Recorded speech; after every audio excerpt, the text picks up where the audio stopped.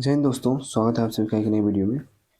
अपनी test series चल रही है, डेली टेस्ट सीरीज। आपको पता ही होगा, ज्ञान बिंदु जीएस पब्लिकेशन के द्वारा ये टेस्ट सीरीज चलाई जाती है। ये एक पेड टेस्ट सीरीज है, ये भी आपको पता होगा। तो हम लोग 4 टेस्ट सीरीज कवर कर चुके हैं, आज ये 5वां टेस्ट सीरीज होगा। तो चलिए स्टार्ट करते हैं 5वां, मेरा टाइम वेस्ट किए। हाँ, आप स्टूडेंट हैं, अपनी टाइम का वैल्यू समझिएगा और उस अनुसार टाइम का यूज़ कीजिएगा, ठीक है। टाइम वेस्ट बहुत कम करना है, ना के बराबर। क्वेश्चन नंबर 1 है, तकला मकान मरुस्थल कहाँ अवस्थित है? तो तकला मकान मरुस्थल जो है वो अवस्थित है चीन में, और चीन जो पड़ता है वो एशिया में पड़ता है। नेक्स्ट, भारत का सबसे पूर्वी भाग है। तो भारत का सबसे पूर्वी भाग अगर बोला जाए तो ये 97 डिग्री 25 मिनट पूर्वी देशांतर है। भारत का अगर पूर्व से पश्चिम यानी पूर्व से पश्चिम कितनी देशांतर के मध्य में है ये पूछा जाए तो 68 डिग्री 7 मिनट, 68 डिग्री 7 मिनट से 97 डिग्री 25 मिनट पूर्वी देशांतर के मध्य भारत की जो है पूर्व से पश्चिम से पूर्व की दूरी है। और फिर अगर पूछा जाए कुल देशांतर रेखाओं की संख्या कितनी है, तो कुल देशांतर रेखाओं की संख्या जो है 360 होती है। और जो है 82.5 डिग्री पूर्वी देशांतर रेखा भारत का मानक समय रेखा माना जाता है। तो इसका अर्थ ये है कि 82.5 डिग्री पूर्वी देशांतर पर जितनी समय हो रखे जो समय हो रहा होगा 82.5 डिग्री देशांतर के पास में, वही समय भारत में, पूरे भारत में मान्य होगा। नेक्स्ट क्वेश्चन की तरफ हम लोग बढ़ते हैं। हिमालय के प्रादेशिक विभाजन को उसकी लंबाई के अनुसार अवरोही क्रम में सजाएं। अवरोही क्रम में आप लोग खुद सजाइएगा, बाकी कहानी मैं बता देता हूँ। सबसे पहली बात कि हिमालय का जो प्रादेशिक विभाजन जो किया था वो कौन किया था, ये आपको पता नहीं होगा, मैं बता देता हूँ। उनका नाम है सर सिडनी बुर्राड। क्या नाम है? Sir Sydney Burrard. और नेक्स्ट इसे अवरोही क्रम में सजाना है। पंजाब हिमालय जो है वो सिंधु नदी से सतलज नदी के मध्य पड़ता है, और इसकी लंबाई जो है वो है 560 किलोमीटर। ठीक है, चलिए आगे बढ़ते हैं। कुमायूं हिमालय है आपका सतलज से काली नदी के मध्य, और इसकी लंबाई है आपका 320 किलोमीटर। नेक्स्ट है नेपाल हिमालय। नेपाल हिमालय पड़ता है काली नदी से तीस्ता नदी के मध्य, और इसकी लंबाई है आपका 800 किलोमीटर। ठीक है। नेक्स्ट है असम हिमालय। इसका पड़ता है तीस्ता और दिहांग नदी के मध्य असम हिमालय है, और इसकी लंबाई है 750 किलोमीटर। तो आप लोग इसे अवरोही क्रम में खुद ही सजाइएगा। नेक्स्ट आगे बढ़ते हैं। नीलगिरी की सबसे ऊंची चोटी कौन सी है? तो नीलगिरी की सबसे ऊंची चोटी जो है, नीलगिरी पहाड़ी कहाँ पड़ती है? देखिए 3 राज्य में अप्रोक्स पड़ता है, लेकिन मोस्ट ऑफ द पार्ट इसका जो है वो तमिलनाडु में पड़ता है। ठीक है, और इसकी ऊंचाई जो है 2637 मीटर है। ठीक है, और इसकी सबसे ऊंची चोटी कौन सी है? डोडा बेटा। ठीक है, और जानना है ऐसे बात कर लेते हैं हम लोग महेंद्रगिरी के बारे में। महेंद्रगिरी जो है उड़ीसा में है, और ब्रह्मगिरी जो है वो कर्नाटक में है। ठीक है, और अगर आपको पता ही होगा, नीलगिरी मैं बहुत बार बता चुका हूँ। नीलगिरी जो है, नीलगिरी पहाड़ी वो पश्चिमी घाट और पूर्वी घाट को बांटता है। नेक्स्ट, निम्नलिखित में से कौन सा विकल्प सत्य नहीं है? तो सत्य इनमें से कौन सा विकल्प नहीं है? कुंचिकल कर्नाटक ये सही है। वज्रपोहा ये जो है ये बिहार में नहीं है, ये भी कर्नाटक में है। कर्नाटक में जो है ये मांडवी नदी पर है। और कुंचिकल जलप्रपात जो है ये इसकी ऊंचाई कितनी है? 455 मीटर। इसे याद रखिएगा, पूछा गया क्वेश्चन है। उसके बाद योजना जो है, योजना नर्मदा नदी पर मध्य प्रदेश में सही है। दूध सागर, आप लोग को एक पॉइंट बता देता हूँ, इसमें अच्छी पॉइंट है वो। दूध सागर और दूध धारा ये 2 जलप्रपात हैं। दूध सागर जो है गोवा में मांडवी नदी पर है, और दूध धारा जो है वो नर्मदा नदी पर है मध्य प्रदेश में। ठीक है, आगे बढ़ते हैं हम लोग। उस दोनों में कन्फ्यूजन रहता है, इसलिए मैं क्लियर कर दूँ। भारत सरकार द्वारा जल संसाधन परिषद का गठन कब किया गया? तो भारत सरकार द्वारा जल संसाधन परिषद का गठन किया गया है, ये किया गया है 1983 ईस्वी में। मैं आपको बता दूं कि ये जो जल संसाधन परिषद के अध्यक्ष होते हैं वो प्रधानमंत्री होते हैं, और उपाध्यक्ष जो होते हैं वो केंद्रीय जल मंत्री होते हैं। ठीक है, नेक्स्ट आगे बढ़ते हैं। कोरबा एल्युमिनियम उत्पादक जिला यह अवस्थित है कहाँ? यह अवस्थित है आपका छत्तीसगढ़ में। कहाँ अवस्थित है? छत्तीसगढ़ में। ठीक है, बाल्को आपको पता होगा, बाल्को भारत एल्युमिनियम कंपनी, ये जो है ये 2 राज्य में है, एक हो गया छत्तीसगढ़ और एक हो गया महाराष्ट्र। महाराष्ट्र यानी ये जो है कोरबा के नाम से जाना जाता है छत्तीसगढ़ में, और महाराष्ट्र में जो जाना जाता है ये रत्नागिरी के नाम से। किस नाम से? रत्नागिरी के नाम से। ठीक है, महाराष्ट्र और छत्तीसगढ़ में बाल्को है। ठीक है, आप लोग ध्यान रखिएगा। आगे बढ़े हम, आगे बढ़ते हैं। कोंकण रेलवे की लंबाई कितनी है? मैं आपको बता दूं कि कोंकण रेलवे की लंबाई को लेकर थोड़ा सा विवाद है। ठीक है, विवाद ये है कि एनसीईआरटी जो है अपनी, एनसीईआरटी बताता है कि कोंकण रेलवे की लंबाई 760 किलोमीटर, लेकिन कोंकण रेलवे की जो ऑफिशियल साइट है, यानी कोंकण रेलवे जो है वो बताता है, कोंकण रेलवे कॉरपोरेशन अगर आप बोलिए तो वो बताता है कि इसकी लंबाई 741 किलोमीटर है। तो हम लोग भी यही मान के चलते हैं कि इसकी लंबाई 741 किलोमीटर है। और मैं आपको बता दूं कि कोंकण रेलवे की जो स्थापना किया गया था, एक इंजीनियर थे श्रीधरन, उनके द्वारा किया गया था। कब किया गया था? 26 जनवरी 1998 को। कब किया गया? 26 जनवरी 1998 को इसकी शुरुआत की गई। और इसमें सबसे खास बात यह है, इसमें एक एडवांस टेक्नोलॉजी का उपयोग किया गया है। एडवांस टेक्नोलॉजी इस टाइप का टेक्नोलॉजी है कि अगर दोनों एक ही पटरी पे दो ट्रेन दोनों साइड से जैसे आ रही है, ठीक है, तो अगर ये एक्सीडेंट होने वाली रहेगी तो ये दोनों का दोनों ट्रेन रुक जाएगा, खुद ही रुक जाएगा, ये दोनों एक्सीडेंट नहीं हो सकता। इसलिए इसे एक एडवांस टेक्नोलॉजी आप लोग कह सकते हैं। और वाकई ये एडवांस टेक्नोलॉजी ही हुई, क्योंकि अगर ट्रेन एक सामने आके खुद ही रुक जा रही है तो इससे अच्छी टेक्नोलॉजी क्या होगी? एक्सीडेंट से तो बच जाएंगे। चलिए आगे बढ़ते हैं। नेक्स्ट है, निम्नलिखित में से कौन सा विकल्प सत्य है? तो कौन सा विकल्प सत्य है ये बताना है। देखिए, शारदा परियोजना जो है झारखंड नहीं, ये कहाँ है? यूपी में। ठीक है, नेक्स्ट आगे बढ़ते हैं। अब है पूर्णा परियोजना। पूर्णा परियोजना ये जो है आपका महाराष्ट्र में, कहाँ है? महाराष्ट्र में, इसे ध्यान रखिएगा, गुजरात में नहीं है। नेक्स्ट है बरगी परियोजना। ये बरगी परियोजना मध्य प्रदेश में, ना कि राजस्थान। कहाँ है? मध्य प्रदेश में। और हंसदेव बंगो ये जो है ये छत्तीसगढ़ में से ये। नेक्स्ट है संजय डुबरी बाघ अभ्यारण्य किस राज्य में? तो संजय डुबरी बाघ अभ्यारण्य जो है वो मध्य प्रदेश में। कहाँ है? मध्य प्रदेश में। ठीक है, नेक्स्ट क्वेश्चन की तरफ हम लोग बढ़ते हैं। निम्नलिखित में से कौन सा जैवमंडल आरक्षित क्षेत्र यूनेस्को की सूची में शामिल नहीं है? कंचनजंगा यूनेस्को में शामिल है, पन्ना राष्ट्रीय उद्यान यूनेस्को में शामिल है, सिमलीपाल यूनेस्को में है, सुंदरवन यूनेस्को में। तो इसमें एक ऑप्शन देना चाहिए था, इनमें से कोई नहीं, और इसका आंसर हो जाएगा इनमें से कोई नहीं। ये सभी जो है यूनेस्को में शामिल है। नेक्स्ट है राष्ट्रीय डेयरी योजना किसके सहयोग से चलाई जा रही है? तो राष्ट्रीय डेयरी योजना जो है ना, वो चलाई जाती है आपको राष्ट्रीय डेयरी विकास बोर्ड और विश्व बैंक दोनों के सहयोग से। ठीक है, ध्यान रखिएगा, राष्ट्रीय डेयरी विकास बोर्ड और विश्व बैंक दोनों के सहयोग से। इसमें सिर्फ ऑप्शन में विश्व बैंक दिया है तो विश्व बैंक का आंसर हो जाएगा। नेक्स्ट है हाइड्रोजन विजन 2025 का संबंध किससे है? तो इसका संबंध पेट्रोलियम उत्पादन के भंडारण के लिए है। नेक्स्ट है आयरन एंड स्टील कंपनी इसको अवस्थित कहाँ है? तो आयरन एंड स्टील कंपनी इसको जो अवस्थित है वो अवस्थित है दामोदर नदी के संगम पे। कहाँ अवस्थित है? दामोदर नदी के संगम पे अवस्थित है। और इसकी स्थापना जो है 1918 में किया गया था। कहाँ पे किया गया था? वेस्ट बंगाल में। ठीक है, और वेस्ट बंगाल के कहाँ? वर्णपुर, याद रखिएगा आप लोग, वेस्ट बंगाल के वर्णपुर में। और आगे अब बात करते हैं खरकई में जो है, खरकई में क्या है? टिस्को है। क्या है? टिस्को, ध्यान रखिएगा। और नेक्स्ट है भद्रा में, भद्रा नदी के तट पे आपको हो जाएगा भिस्को। ठीक है, जो कर्नाटक में पड़ता है। इसकी स्थापना 1927 में की गई थी। नेक्स्ट आगे बढ़ते हैं हम लोग।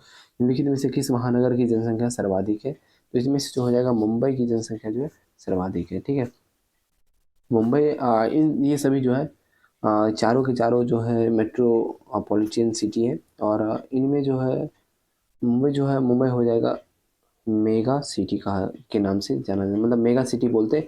और मेगा सिटी उसे बोलते हैं जिसमें 1 करोड़ से अधिक जनसंख्या होती है, उसे मेगा सिटी बोल देते हैं। ठीक है, वैसे में मुंबई जो है वो सालसेट द्वीप पर स्थित है। और सबसे अधिक आबादी वाला द्वीप अगर आपसे पूछा जाता है तो वो हो जाएगा सालसेट द्वीप। और कौन सा जगह है? वो है मुंबई। नेक्स्ट आगे बढ़ते हैं हम लोग। ह्वेनसोंग सर्वप्रथम किस भारतीय राज्य में पहुंचा था? तो ह्वेनसोंग जो पहुंचा था वो कपिसा में पहुंचा था। ठीक है ना, तो कपिसा में पहुंचा था। और ये कपिसा जो है ना ये गया में, और गया कहाँ है? अपना बिहार में है। तो ठीक है, कपिसा बिहार में है। ठीक है, आगे बात कर लेते हैं इसके बारे में। ह्वेनसोंग, ह्वेनसोंग जो था वो एक चीनी बौद्ध यात्री था, यात्रियों का राजकुमार के नाम से भी जाना जाता है।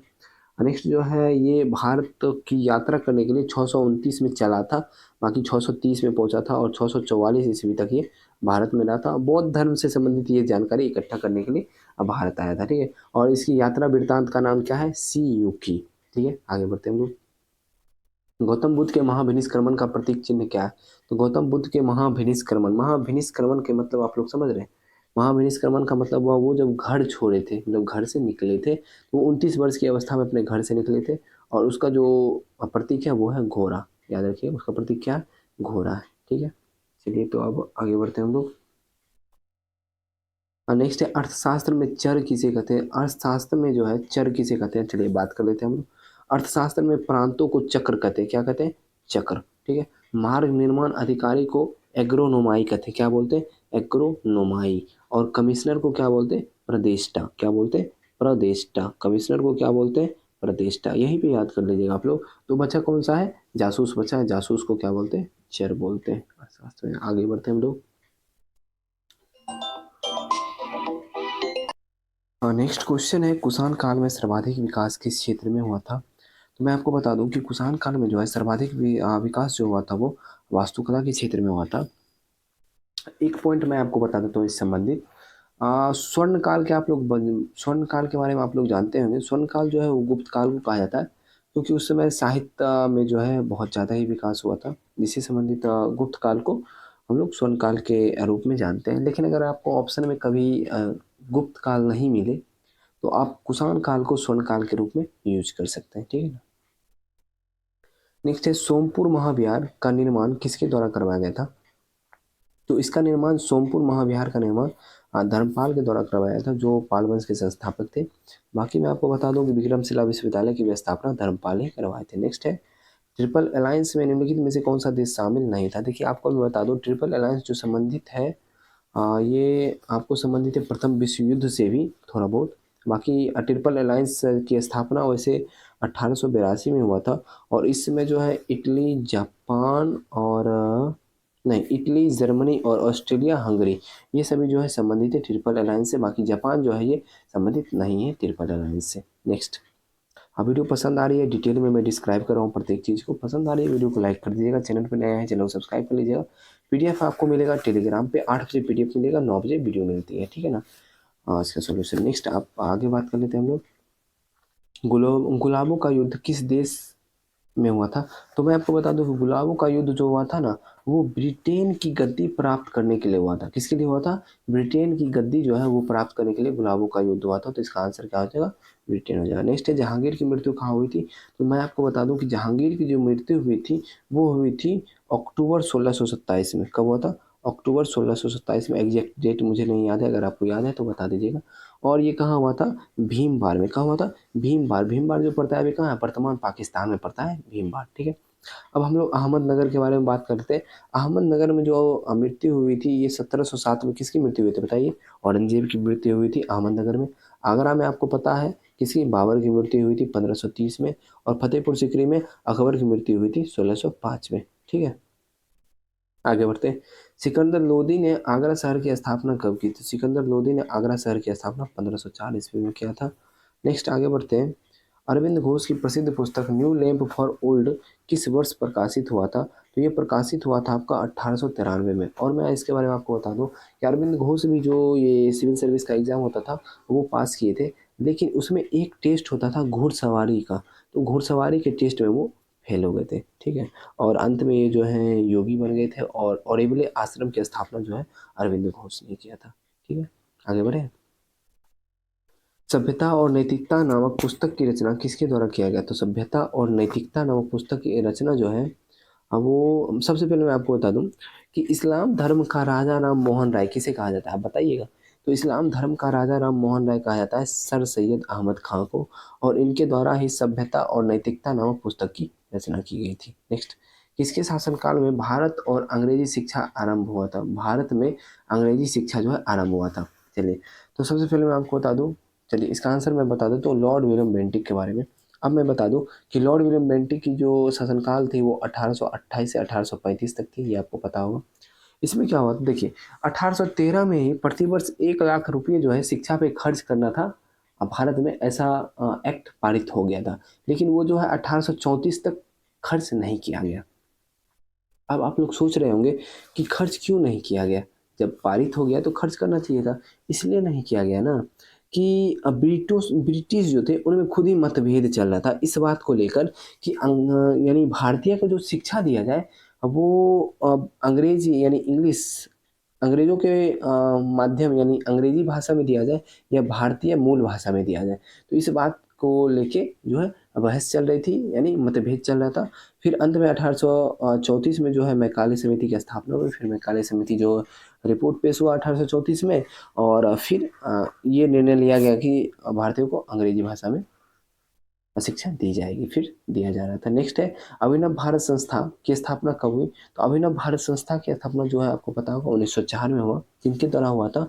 वी.डी. सावरकर के द्वारा हुआ था। और मैं आपको बता दूं, ये जो अभिनव भारत है, इससे पहले इसका नाम जो है मित्र मेला था, और मित्र मेला की स्थापना 1899 में हुआ था, और इसे हम लोग गुप्त क्रांतिकारी संगठन के रूप में जानते हैं, जो मित्र मेला था, और इसी का नाम बदल के अभिनव भारत संस्था किया गया था 1904 में। ठीक है। और यही जो है आपका मित्र मेला से ही संबंधित थे अनंत कनहरे, जिन्हें फांसी दिया गया था। हाँ, आप ये बताइएगा क्यों फांसी दिया गया था अनंत कनहरे को? ठीक है।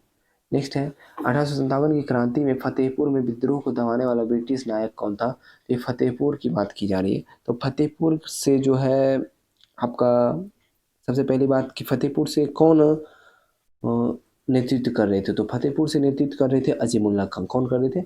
अजीमुल्ला खां।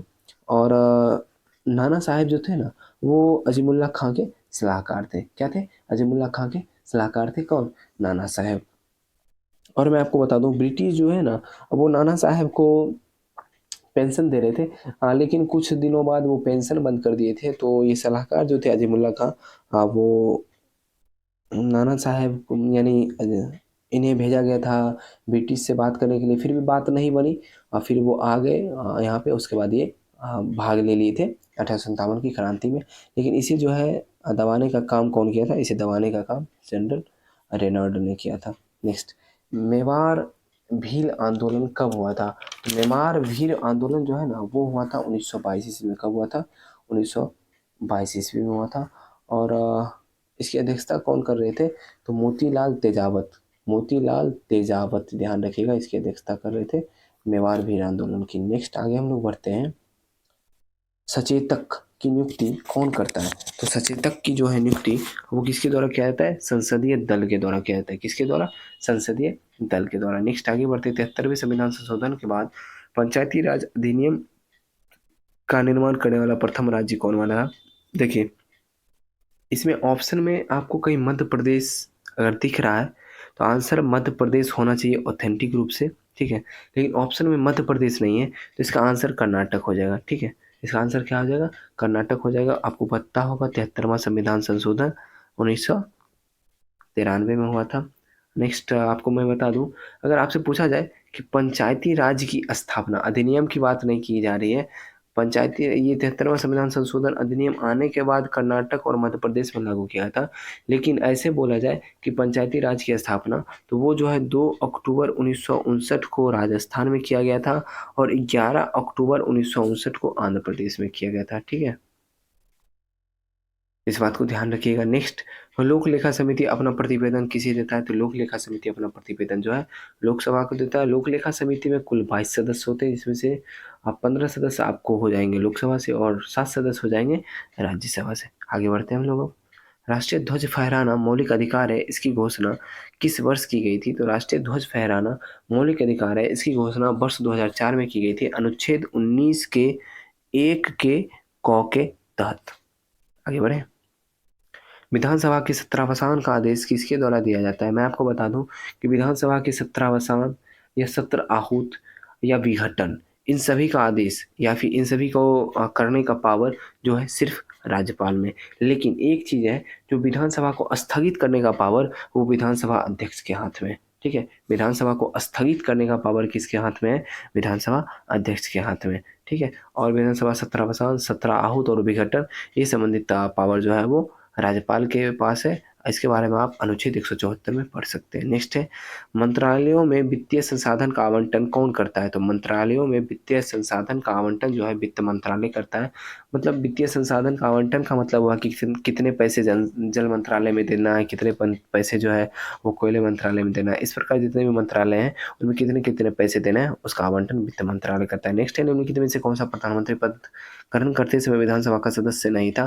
तो विधानसभा के सदस्य कौन नहीं थे? इनमें से ये थे एच.डी. देवेगौड़ा। शायद, कन्फर्म नहीं हूँ, शायद जो है ना उस समय ये कर्नाटक के मुख्यमंत्री थे। ठीक है। कर्नाटक के मुख्यमंत्री थे। आगे हम लोग बढ़ते हैं।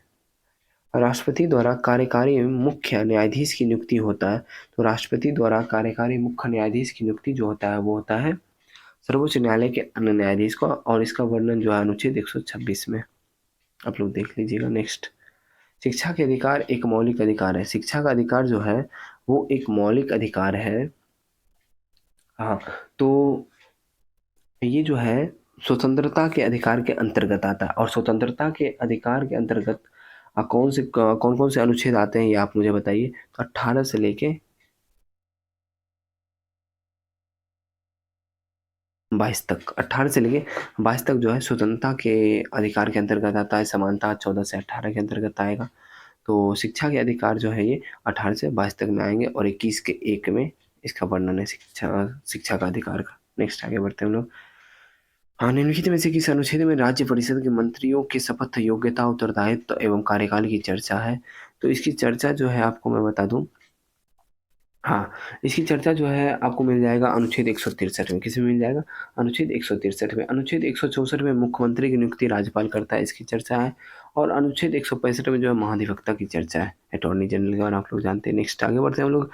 5वीं अनुसूची में निम्नलिखित में से कौन सा राज्य के अनुसूचित क्षेत्र के शासन प्रशासन का विवरण नहीं है? तो 5वीं अनुसूची में जो है विवरण नहीं है। तो सबसे पहले मैं आपको बता दूं छठी अनुसूची के बारे में। छठी अनुसूची में किसका किसका वर्णन है ये बता देता हूँ। तो छठी अनुसूची में असम, मेघालय, मिजोरम और त्रिपुरा का वर्णन है, जिसकी वजह से आप ये अंदाजा लगा सकते हैं इसका आंसर क्या होगा। वर्णन विवरण नहीं है 5वीं अनुसूची में, तो मिजोरम का वर्णन नहीं होगा, क्योंकि इसका वर्णन जो है वो है छठी अनुसूची में। नेक्स्ट आगे बढ़ते हैं। किस संविधान संशोधन अधिनियम के तहत अनुच्छेद 239 का ख जोड़ा गया? ठीक है, 239 का ख किस संविधान संशोधन अधिनियम के तहत जोड़ा गया? तो इसका आंसर हो जाएगा आपका 27वें संविधान संशोधन अधिनियम के तहत 1971 में संविधान संशोधन आया था। हाँ, तो आपसे मैं पहले पूछ रहा हूँ कि 239 के ख में क्या है? ऐसा क्या है 239 के ख में? तो इसमें जो है सबसे पहले ये जान लीजिए, अध्यादेश आप लोग जानते होंगे। अध्यादेश जो है 123 में राष्ट्रपति जारी करते हैं, अनुच्छेद 123। 213 में जो है राज्यपाल के द्वारा जारी किया जाता है। लेकिन यूनियन टेरिटरी जो है उसमें जो प्रशासक होते हैं या फिर उपराज्यपाल होते हैं, इनके द्वारा जो अध्यादेश जारी किया जाता है उसका वर्णन जो है अनुच्छेद 239 के ख में, और वो जो है 27वें संविधान संशोधन अधिनियम द्वारा 1971 में जोड़ा गया है। ठीक है। नेक्स्ट, प्रथम वित्त आयोग के अध्यक्ष कौन है? तो प्रथम वित्त आयोग के अध्यक्ष, देखिए सबसे पहले मैं बता दूं वित्त आयोग जो है 3 प्रकार के होते हैं, जैसे केंद्रीय वित्त आयोग, पंचायती राज वित्त आयोग और नगर पालिका वित्त आयोग। नगर पालिका के संदर्भ में वित्त आयोग, ठीक है ना। तो केंद्रीय वित्त आयोग का जो है जिसका वर्णन जो है आपको अनुच्छेद 280 में मिल जाएगा। किसमें मिल जाएगा? अनुच्छेद 280 में। लेकिन पंचायती राज से संदर्भित संदर्भ में वित्त आयोग जो होता है उसका वर्णन आपको 243 के आई में मिल जाएगा। और नगर पालिका संबंधित जो वित्त आयोग होते हैं उसका वर्णन आपको 243 का वाई में मिल जाएगा। ठीक है। तो अब हम बात कर लेते हैं कि प्रथम वित्त आयोग के अध्यक्ष कौन थे। तो प्रथम वित्त आयोग के अध्यक्ष थे केसी नियोगी, कब? 1951 में। नेक्स्ट, अभी आपसे बात कर ले कि 16वें वित्त आयोग के अध्यक्ष कौन है? तो अरविंद पनगड़िया है। नेक्स्ट आगे बढ़ते हैं हम लोग। सूचना का अधिकार अधिनियम कब पारित हुआ था? तो ये पारित हुआ था 2005 ईस्वी में। निम्नलिखित में से कौन सा विषय संवर्ती सूची का नहीं है? तो मूल्य नियंत्रण संवर्ती सूची में आता है, सड़क परिवहन संवर्ती सूची में आता है, जनसंख्या नियंत्रण संवर्ती सूची में आता है, सुरक्षा जो है वो संघ सूची में आता है। नेक्स्ट, कबड्डी किस परिसर में खेला जाता है? आपको पता होगा कबड्डी जो है वो कोर्ट में खेला जाता है। ठीक है। नेक्स्ट है, भारत का ट्राइसेम कार्यक्रम की शुरुआत किस वर्ष की गई थी? तो भारत का ट्राइसेम कार्यक्रम की शुरुआत जो है वो 1979 ईस्वी में की गई थी। मैं आपको बता दूं कि ये जो है पेड क्लास है, आपको भी पता होगा पेड पीडीएफ है। हाँ, यानी पैसा देके मैं ख़रीदा हूँ, और आप लोग को इसे शेयर भी करना है। इसलिए शेयर करना है कि मैक्सिमम बहुत सारे ऐसे स्टूडेंट होते हैं जो पैसा देके बाय नहीं कर सकते, ख़रीद नहीं सकते, जिसकी वजह से मैं बाय करके उनकी हेल्प करना चाहता हूँ। बाकी मेरा और कोई मोटिव नहीं है इसके पीछे। तो आप उन्हें शेयर कर दीजिएगा जिससे कि वो भी पढ़ सकें। ठीक है। बाकी और कोई मोटिव नहीं है इसके पीछे मेरा। चलिए आगे बढ़ते हैं हम लोग। अगर ऐसा कोई मोटिव रहता तो मैं ये सब जो भी है इनका ये सब मैं छिपा देता। बाकी मेरा कोई भी मोटिव नहीं है। मैं बस मेरा ये है कि जो खरीद के नहीं पढ़ सकते अब वो ऐसे पढ़ लें, मेरे थ्रू उनको कुछ मदद हो जाएगी बस।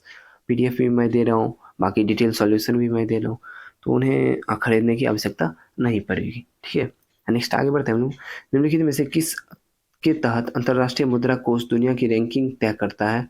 तो ये किसके तहत तय करता है बताइए? ये तय करता है सकल राष्ट्रीय आय के आधार पर। किसके आधार पर? सकल राष्ट्रीय आय के आधार पर। नेक्स्ट है, वर्तमान समय में भारत में गरीबी रेखा का निर्धारण कौन करता है? ये जो है नीति आयोग के द्वारा किया जाता है। नेक्स्ट है, भारत में सिक्के जारी करने का अधिकृत कौन है? तो भारत में सिक्के जो जारी करता है वो कौन करता है? वित्त मंत्रालय जारी करता है, और नोट की बात किया जाए तो वो आरबीआई जारी करता है, ठीक है। तो आज का सेट जो है यही समाप्त हो गया। आशा करता हूँ सेट पसंद आया होगा। सेट पसंद आया है, वीडियो को लाइक कर दीजिएगा, चैनल पे नए आए हैं चैनल को सब्सक्राइब कर लीजिएगा। अब बाकी आपको इसका पीडीएफ चाहिए तो आप टेलीग्राम से जुड़ जाइए। पीडीएफ आपको 8 बजे सुबह मिलेगी, 8 बजे सुबह या 8:20 8:30 तक मिल जाती है। बाकी आपको जो है इसका सॉल्यूशन जो है 9 बजे सुबह में यूट्यूब चैनल के माध्यम से ही मिलेगी, ठीक है। तो चलिए, शेयर तो ज़रूर कर दीजिएगा, उन स्टूडेंट को ज़रूर शेयर कीजिएगा जो बाय नहीं कर सकते। बाकी जो आप लोग अगर बाय कर सकते हैं तो आप लोग बाय कीजिए, पढ़िए, मेरी तरफ से कोई प्रॉब्लम नहीं है, ठीक है ना। मैं कोई ऐड वैड नहीं करता, बस मुझे जो अच्छा लगता है मैं वो करता हूँ, ठीक है। मिलते हैं नेक्स्ट वीडियो में। जय हिंद।